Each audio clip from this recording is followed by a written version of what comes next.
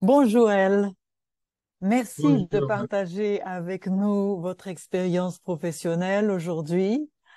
Alors, est-ce que vous pouvez commencer par vous présenter? Quel est votre nom? D'où vous venez?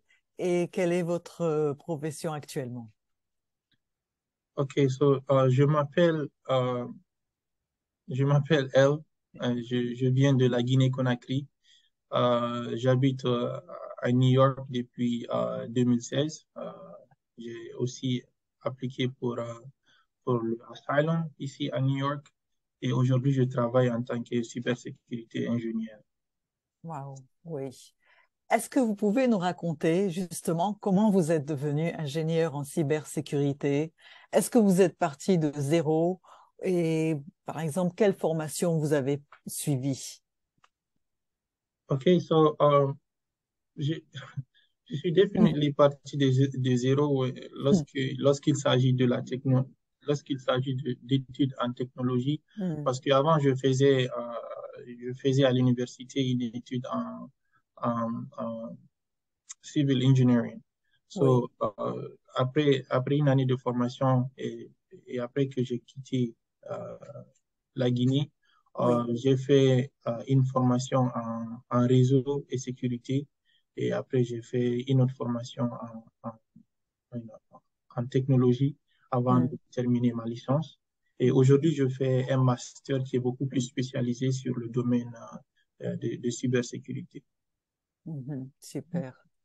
Et est-ce que vous pouvez nous dire comment vous avez justement trouvé aussi votre emploi Oui. actuel? Alors, lorsque je finissais, c'était à côté de la fin de ma licence que j'ai fait une classe qui est en digital forensic. Technically, c'est que euh, la police de New York utilise, comment on appelle ça, un software qui Mhm. leur permet de faire les investigations.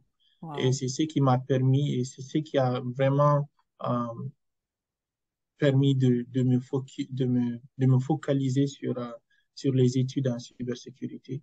Et dès après ça, j'ai commencé à chercher des, des formations en cybersécurité et j'ai trouvé Hyperscholos et c'est comme ça que j'ai commencé ma formation en cybersécurité où j'ai fait 4 mois et après, après quelques mois, j'ai eu mon emploi. Super. Euh, Quel conseil vous donneriez à des personnes qui veulent faire ce que vous avez fait? Alors, en termes de conseils, je pense que comment on appelle, la cybersécurité, c'est quelque chose qui demande beaucoup de, de ténacité et beaucoup Hmm. d'apprentissage, mais aussi de guide, je pense. Il y a pas mal de ressources qui sont en ligne et qui sont à travers YouTube ou bien EDX ou bien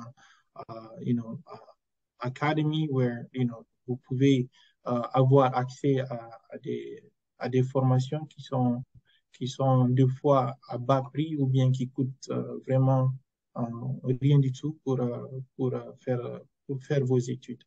D'accord. Ok, super. Et justement, comme vous savez, il y a beaucoup de personnes qui sont en demande d'asile. Ouais. Les interrompons pour avoir la décision et même l'interview, c'est très très long, même des fois quelques années. Qu'est-ce que vous conseillez justement aux personnes qui sont en demande d'asile? Est-ce que vous pensez que c'est vraiment bien pour elles de faire ça entre-temps, de se préparer, de faire ces genres de formations? Oui, je pense que c'est possible de faire n'importe quelle formation qui vous intéresse pendant que vous attendiez comment on appelle, la demande d'asile. Parce que moi, personnellement, j'ai fait la demande d'asile en 2016 et jusqu'à maintenant, j'ai toujours pas Mm. reçu mon interview. Ouais. Euh, du coup, tout ce qui vous passionne vraiment, je vous conseille de poursuivre, de suivre votre cœur et essayer euh, de, d'aboutir à vos objectifs, quoi. C'est possible, c'est pas parce qu'on attend. Et je sais que c'est difficile, le fait d'attendre. Il y a beaucoup de choses il y a beaucoup de nuances en termes de l'immigration aux États-Unis, mais c'est possible d'aboutir à vos objectifs. C'est possible de trouver un très bon boulot. C'est possible de faire des formations vraiment qui sont là, peu importe que ce soit cybersécurité ou autre chose. Tout à fait, exactement. Et elle, que pensez-vous justement aussi des personnes qui sont en demande d'asile, mais à l'extérieur des États-Unis? Comme vous savez, il y a beaucoup de personnes d'Afrique qui sont en attente, bon, en Tunisie, au Maroc. Est-ce que ce serait intéressant pour elles d'accéder, enfin, ou peut-être qu'elles le font déjà, mais à ce genre de formation, est-ce que ça peut aussi leur apporter quelque chose à eux là-bas? Ouais, ouais, bien sûr. Je pense que c'est possible, c'est vraiment possible d'avoir accès à ces formations en cybersécurité. Et il faut savoir si, si la cybersécurité, c'est quelque chose qui est devenu vraiment grandiose ces dernières années aux États-Unis Hmm, ou bien dans les Western countries. So, en Afrique, ça sera quelque chose de vraiment grand, quoi. So, tant que vous avez accès à l'Internet et à un ordinateur, je pense que vous pouvez faire ces formations et que pouvez avoir de très bonnes positions, même pas aux États-Unis ou à hmm, l'extérieur, mais aussi en hmm, Afrique, quoi, parce que euh, l'Afrique, la plupart des pays n'ont pas toute cette technologie que les Américains ou bien les pays d'extérieur ont. Donc, dans quelques années, je suis sûr qu'ils vont essayer de ramener ces hmm, technologies en Afrique et ils vont, l'emploi sera à la demande. oui. Donc, faire ces formations actuellement, c'est quelque chose qui vous met, qui vous permettra d'être dans une place ou d'avoir de très bonnes opportunités.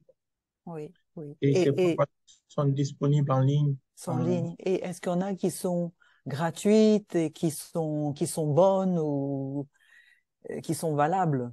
Ouais, ouais, donc, il y a des formations qui sont vraiment disponibles et non payables. C'est Oui, juste, ce sont des gens qui produisent ces ressources qui sont oui. disponibles à tout le monde, peu importe où tu es Mm, ou peu importe où tu te trouves dans le monde, tu peux avoir accès à ces ressources et étudier, quoi.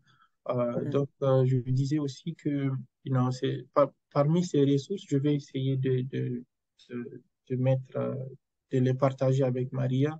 Comme ça, toute personne intéressée pourrait avoir accès à ça et voilà. D'accord. Eh ben, écoutez, c'était vraiment super, elle, de nous faire ce tour d'horizon. Nous, ici à RIF, on vous admire beaucoup et on vous remercie parce que vous aidez beaucoup de personnes et on vous souhaite tout le succès possible pour vos prochaines, pour votre continuation. Bonne continuation. Merci, elle. Merci. Je vous en prie.